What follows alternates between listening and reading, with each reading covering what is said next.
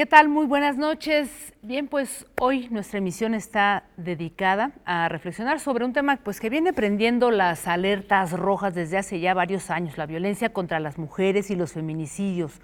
Sin duda un problema nacional pues que debe ya llevarnos a un trabajo muy profundo entre autoridades, organismos internacionales y la propia sociedad civil para generar pues una política pública que ponga un alto a este problema realmente de magnitudes alarmantes. Las cifras pues dan miedo. Cada día 9 mujeres son asesinadas en el país y este año solamente de enero a abril se contabilizaron casi 1,200 mujeres víctimas de una violencia machista sin precedentes. Así es que hoy tenemos aquí en Canal 22 en debate a 3 destacados invitados para hablar pues sí de este tremendo problema, pero también para preguntarnos si hay salidas, si hay posibilidades de acciones muy concretas, organizadas, para detener este problema. Así es que muchísimas gracias por estar con nosotros. Una de estas iniciativas de las que justamente vamos a hablar hoy y de quien hemos visto este video es Spotlight, María Inés Mesta, quien es coordinadora técnica de la iniciativa, justamente, un proyecto muy interesante que involucra pues a 6 agencias de la ONU, entre ellas ONU Mujeres. Ya vamos a hablar sobre estos detalles. Manuel Amador, muchísimas gracias, por parte de la sociedad civil, un hombre que ha trabajado desde hace ya casi 10 años en los temas de violencia de género. Me da muchísimo gusto que sea pues un hombre que esté al pie del cañón trabajando muy duro por esto en Ecatepec, pues uno de los municipios, ¿no?, con mayor índice de feminicidios. Yes. Carolina Aguilar, quien fue tu alumna justamente en esta escuela donde trabajas, y también pues de todo esto vamos a estar hablando. Muchísimas gracias, de verdad. Gracias. Yo quisiera empezar por establecer un contexto, ¿no? Es una iniciativa muy, muy importante, pero ¿dónde estamos parados? O sea, ¿qué nos estamos enfrentando? ¿Qué está pasando? Porque es terrible. O sea, realmente lo que estamos viviendo en los últimos años es una cosa escandalosa. ¿Cómo se está viendo, digamos, desde ONU Mujeres, María Inés? Bueno, nos enfrentamos a un problema complejísimo.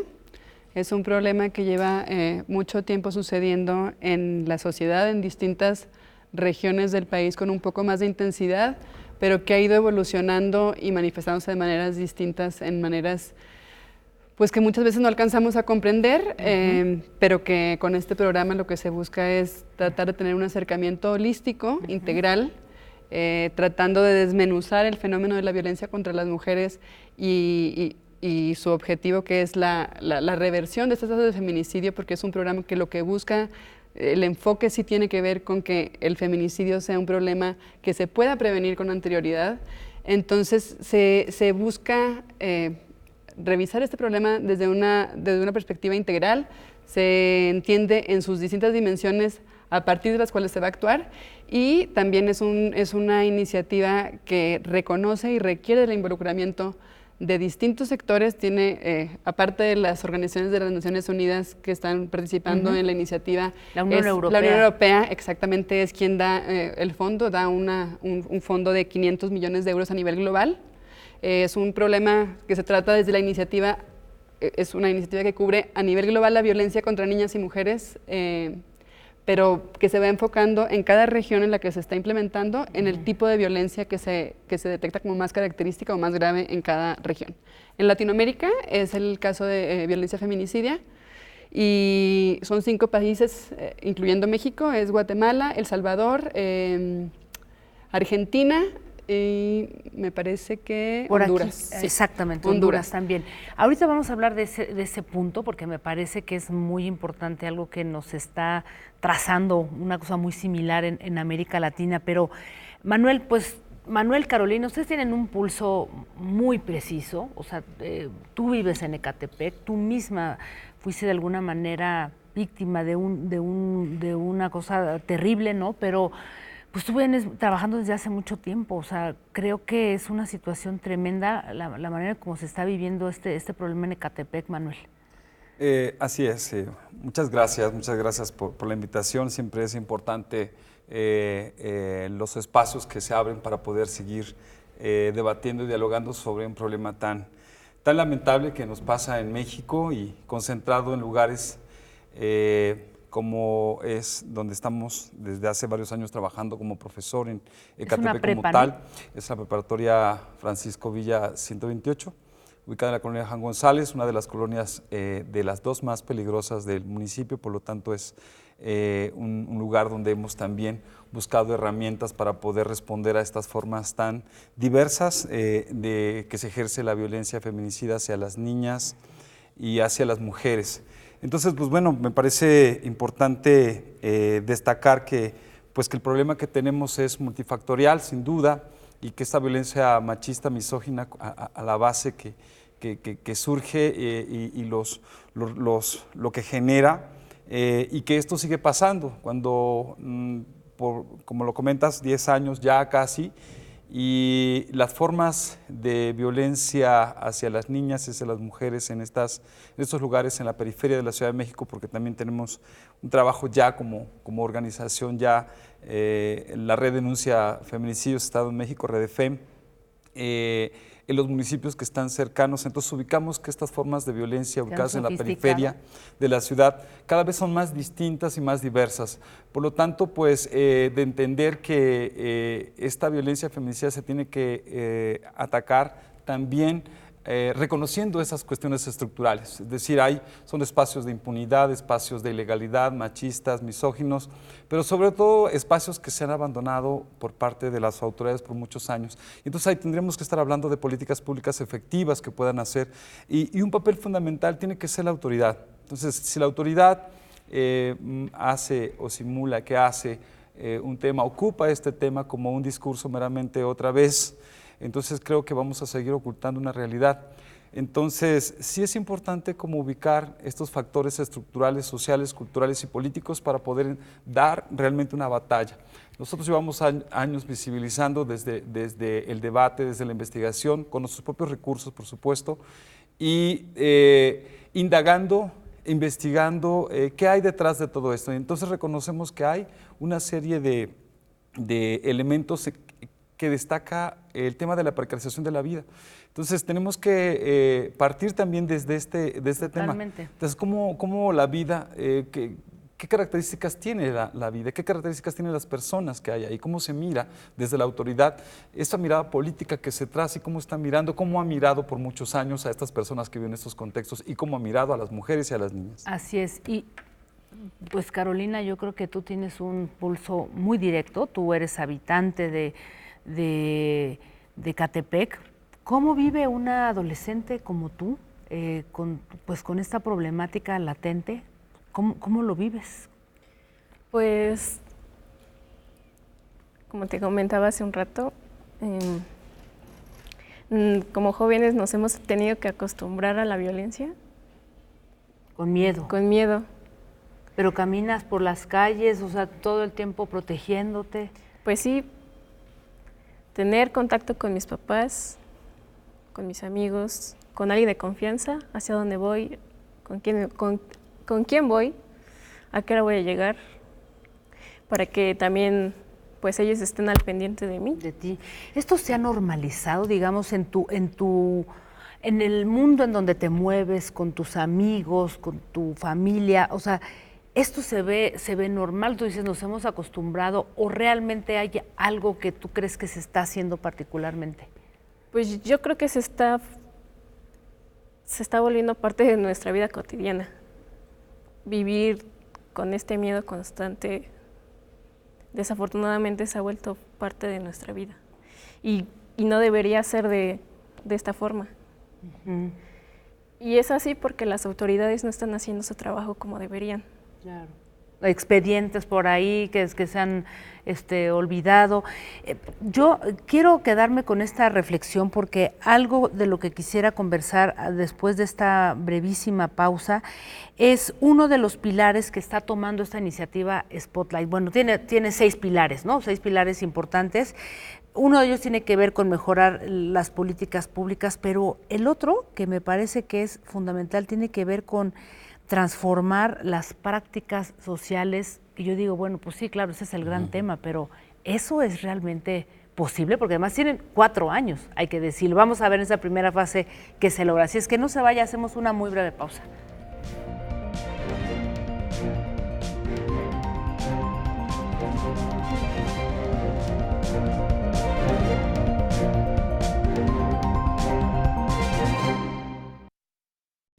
Pues regresamos a este necesario programa, el costo social de los feminicidios en México. Antes de ir a la pausa, yo les preguntaba, Spotlight tiene, digamos que uno de sus pilares, el punto 3, dice que se proponen en esta primera etapa, dice cambiar las normas sociales, formas de pensamiento y conductas para prevenir la violencia, particularmente a nivel comunidad. Tienen 4 años. ¿Cómo le van a hacer? Yo me pregunto. Muy buena pregunta. Si quieres, te doy un poco de contexto de la estructura de la iniciativa. Spotlight en México cuenta con un capital invertido por la Unión Europea de $7.5 millones para esta primera fase de 4 años. Se va a implementar en 3 estados, que son Chihuahua, Estado de México y Guerrero, y en 5 municipios. Es Chihuahua y Ciudad Juárez por parte de Chihuahua, Ecatepec y Naucalpan del Estado de México y Chilpancingo por parte de Guerrero. Sí. Está estructurada reconociendo este problema como una cosa compleja, multifactorial, que tiene que ser atacada desde distintos puntos de vista. Está estructurada en 6 pilares. El primero tiene que ver con modificaciones en las reglas y políticas públicas. El segundo, con fortalecimiento institucional. El tercero, que es este que comentas, tiene que ver con prevención y cambio de normas sociales, que es ahí donde está el gran reto. El cuarto, servicios esenciales y de calidad. El quinto, con datos, porque los datos, la información luego es la que da como mucho el norte para dónde orientar la política pública. Y el sexto, y que es un gusto para mí contar con estos colegas que nos acompañan el día de hoy, tiene que ver con el involucramiento y acompañamiento a lo largo de toda la iniciativa de sociedad civil y grupos defensores de derechos humanos de las mujeres. Claro, que ese es un tema, Sí, ¿no? sí. Entonces el pilar 3, que es el que tiene que ver con cambio de normas sociales, es el gran reto porque las transformaciones culturales no suceden de la noche a la mañana, requieren inversiones que van más allá de los periodos de gobiernos a nivel estatal y bueno, los gobiernos municipales que son todavía más breves. El decidir centrarle con la inmediatez de las exigencias que existen en las comunidades, muchas veces la violencia contra niñas y mujeres orientada a prevención de feminicidio se trabaja desde lo inmediato y no desde desde el enfoque a largo plazo, que es donde la transformación estaría. ¿Cuál sería, por ejemplo, un enfoque a largo plazo? Es decir, tener, no sé, foros, debates con las familias, porque en el seno de las familias es donde se está dando, digamos, que este problema, ¿no? Sí, hay muchos espacios. Los compañeros, las compañeras trabajan desde el arte, es una de las expresiones donde se puede empezar a dar estas transformaciones a nivel cultural. En las aulas, a todos los niveles, desde la edad temprana, medios de comunicación, hay mucho trabajo que se puede hacer con Alianza, desde cómo comunicamos, cómo reportamos, cómo se trabaja el tema de violencia y feminicidio desde los medios escritos, impresos, desde cómo se maneja el tema a nivel publicidad, etcétera. Son cambios que toman generaciones, pero que sí, o sea, una cuando voltea a ver para atrás, cuando ve a las jóvenes que vienen, pues sí es esperanzador ver que ya lo que entienden, cómo reaccionan ante estos fenómenos es mucho más... Que no es normal, pues. Que no es normal la violencia. Ya no, está menos normalizada que cuando estábamos creciendo, otras a lo mejor cuando estábamos en la universidad, en la prepa. Entonces, son transformaciones que requieren mucha inversión de tiempo, pues hay... Las activistas echan el cuerpo en todo este esfuerzo de transformar las normas sociales. Los activistas, por aquí a mí me da muchísimo gusto tener pues a un hombre como Manuel, de verdad, no es común. Y realmente, bueno, pues tu trabajo ha sido muy importante. Yo te preguntaría, Manuel, ¿tú qué imaginarías? O sea, tú llevas 10 años trabajando en esto y no está tan fácil. O sea, ¿tú qué imaginas que pudiera ahí como arrimar esta iniciativa de Spotlight a nivel social, comunitario, familiar? Sí, yo creo que una de las temas fundamentales tendría que ver con esta cuestión que yo insisto, que es la investigación. Y es decir, tener como conocimiento de cómo están estas prácticas sociales, cómo se están elaborando estas prácticas, cómo se están relacionando los géneros, cuál es estas formas de violencia que hay más allá y con el tema de violencia hacia las niñas y las mujeres. ¿Por qué digo esto? Porque cuando hablo yo de este tema de precarización de la vida, implica cómo esta precarización implica la forma de cómo está concibiendo la existencia, la vida. Es decir, hablamos del tema de la familia, los vínculos, por ejemplo. Entonces, ¿cómo son esas relaciones que han sido rotas, desarticuladas por la cuestión de la pobreza, la desigualdad, la desvinculación, producto de toda esta configuración que se ha generado en estas periferias? Y el triunfo y sobre de las todo políticas neoliberales, ¿no? Así es. Entonces, cuando nosotros hablamos acerca de este impacto de la violencia en las periferias, porque es donde está, curiosamente la alerta de violencia de género está en estos municipios periféricos, ¿de acuerdo? Es decir, está Tlalnepantla, está Naucalpan, está después Nezahualcóyotl, los Reyes La Paz, etcétera. Estos municipios, digo, además de Toluca, que está un poco más retirado, pero sí los municipios de los 11 municipios que tiene la alerta de violencia de género están en las periferias de la ciudad. Entonces, eso es un dato. Es un dato que tendríamos que profundizar todavía, es decir, cómo son estas formas que se está entendiendo la vida, pero sobre todo cómo han sido esto que se ha asumido. Digo, yo llevo años trabajando como docente ahí y sí me parece fundamental destacar esta forma de maltrato que hay entre las personas, el tema de la discriminación, por ejemplo, como una forma de relación, la intolerancia, porque la expectativa de vida ha sido ofertada por este sistema neoliberal de una manera, pero el resultado, el desenlace es algo muy inmediato y es muy cruel.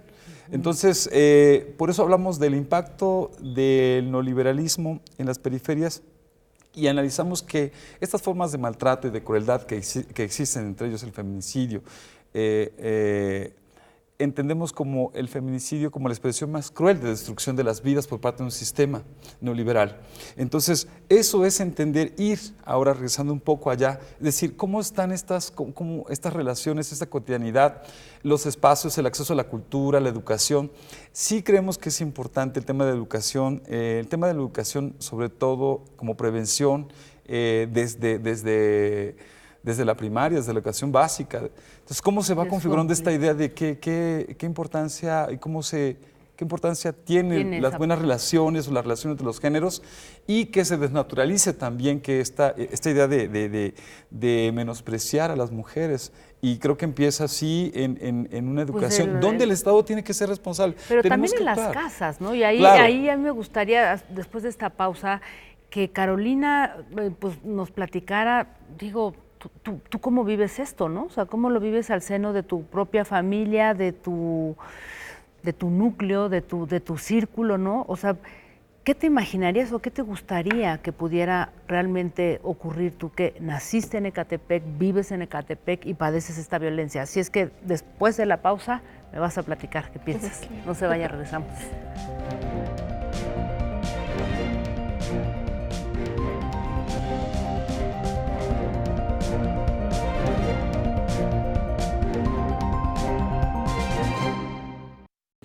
Bien, pues seguimos hablando de este tema tan importante, el costo social de los feminicidios en México. Antes de ir a la pausa te decía, Carolina, sobre estos buenos deseos, estas buenas intenciones y que lo sabemos que las grandes transformaciones pasan por los espacios mínimos, las casas, los hogares. ¿Tú qué pensarías? Porque digo, tú lo estás viviendo de manera cercana, ahí vives. ¿Qué te gustaría que ocurriera? Pues a mí me ha costado algo de trabajo tratar de cambiar especialmente la perspectiva que tiene mi familia sobre este tema. ¿Qué piensan? Pues a ellos no les gusta que yo esté involucrada en el activismo, porque tienen miedo de que me pase algo otra vez. Pero yo me siento bien porque sí he visto algún cambio en ellos. Digo, ya conocen el tema, saben que hay muchas chicas a las que han asesinado, a las que han desaparecido. ¿Y las conocen? Y probablemente son gente cercana a nosotros.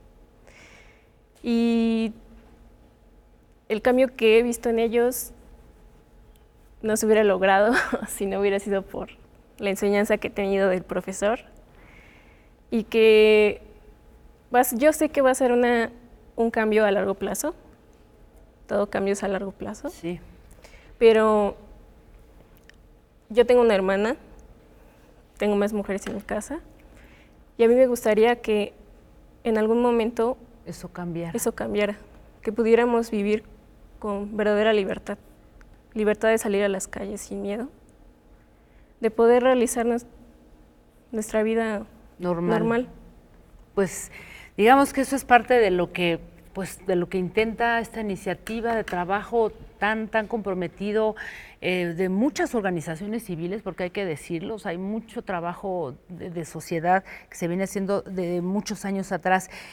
Quisiera preguntarte, María Inés, digamos que estos $7 millones que se van a destinar, una cifra interesante, plantea algo que me parece interesante, pero yo quisiera saber qué va a hacer, porque es mejorar las normas y las políticas públicas, ¿no?, alrededor del tema de la violencia contra las mujeres. Sin embargo, tenemos ya alertas de género que están implementadas. ¿En cuántos son ya? 13 o 14 estados, ¿no? No funcionan. De hecho, incluso tenemos datos de que ahí donde se han implementado esas alertas de género se ha incrementado el número de feminicidios. Luego tenemos también esta Ley General de Acceso a las Mujeres a una Vida Libre de Violencia, que desde el 2007 está ahí. O sea, México tiene mecanismos muy avanzados en relación a América Latina, muy importantes, y pues como que no, vemos que no funciona, porque digo, ha costado trabajo llegar hasta acá, de todas maneras no funciona. ¿Qué van a hacer? Sí, esta iniciativa, bueno, es un proyecto ambicioso que busca el reconocimiento y la necesidad de involucrar a todos los actores y actoras, no nada más a nivel de autoridades federales, sino también a nivel estatal y local, ¿sí? Entonces, este recurso pretende ser un capital semilla y que pues, empiece a generar modelos de éxito que puedan replicarse y apropiarse en distintos municipios y regiones del estado. En materia de, lo que son 7.5 millones, que es mucho, pero es poco para el tamaño del problema, ¿no? Entonces, también se busca que haya reconocimiento de lo que sí se ha hecho, porque son generaciones y generaciones de lucha de sociedad civil que ha sido escuchada y atendida, y que ha traído como producto políticas públicas y herramientas que representan grandes avances por parte de las autoridades a nivel federal, estatal y local. Falta mucho a nivel implementación. Tenemos muy claro que existen retos y desafíos de enormes tamaños que tienen que ver con lo presupuestal, la estabilidad institucional, los cambios políticos y pues muchas otras consideraciones que afectan a la hora de la implementación.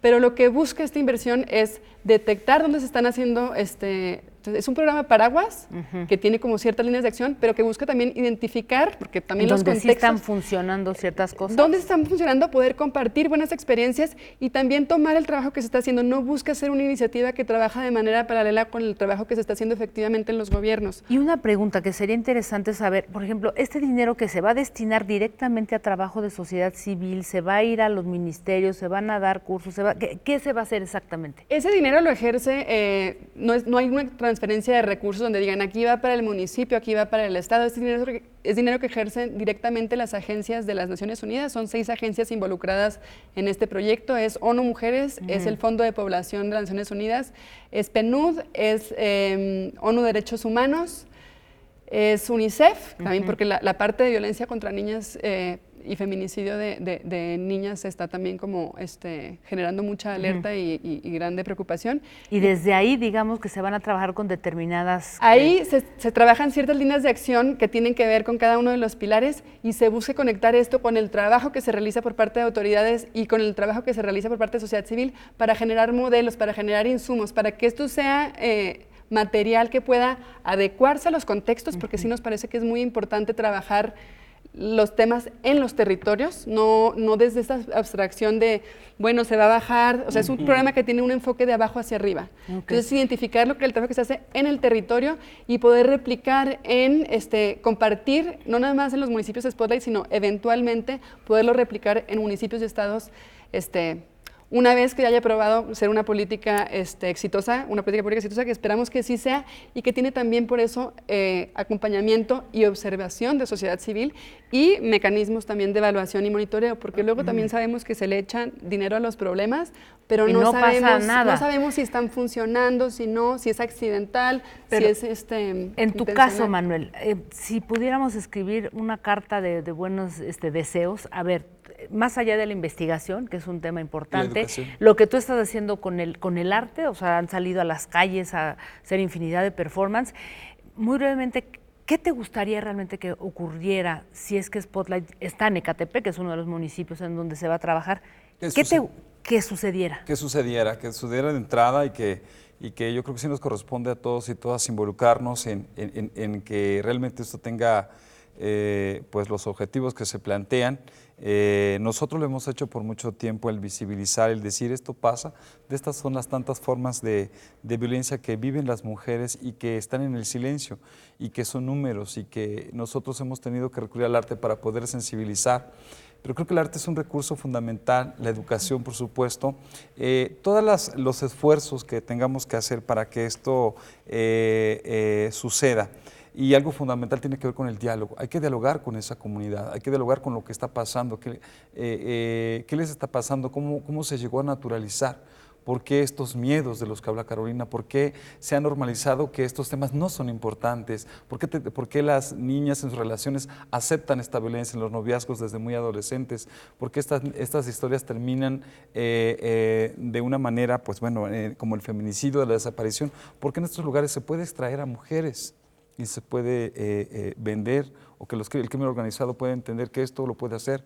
Entonces, ¿cómo trabajamos con este tema de la ilegalidad, la impunidad y que realmente el compromiso de la autoridad realmente se haga? Porque de repente puede sonar muy hasta de moda ahora el que se diga, ay, sí, nuestro gobierno sí está a favor de la equidad, y se puede crear eslogans muy bonitos. Entonces, mujeres, hasta crear comisiones, por ejemplo, que digan, pero están huecos de propuestas, están ausentes de cercanía con la sociedad, no tienen el mismo interés, que el tema se convierte en un juego político o en una moneda de cambio para poder jugar con el tema, y eso es el discurso político de los derechos humanos en este tema de la violencia feminicida. Entonces yo sí creo que tendremos que estar como observando también, estar como muy de cerca todos y todas, y que realmente esto en estos 4 años, si va a suceder, porque digo, es un proyecto que creo que ya está, nosotros como sociedad civil seguiremos estando hablando de esto, como lo hemos hecho desde hace varios años. Pues yo les agradezco, se nos fue así rapidísimo el programa. Yo les propongo que después sigamos conversando, digamos, de este tema, de muchas otras cosas más.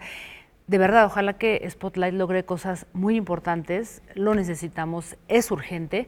Yo les agradezco de verdad su tiempo, Carolina, María Inés, Manuel, y nos vemos muy pronto por aquí, porque es un tema del que tenemos que seguir hablando. Gracias de verdad. Muchas gracias. Gracias a todos ustedes por acompañarnos. Yo soy Jacarandilla en Twitter, y síganos también vía YouTube en Noticias 22. Buenas noches, nos vemos el otro jueves.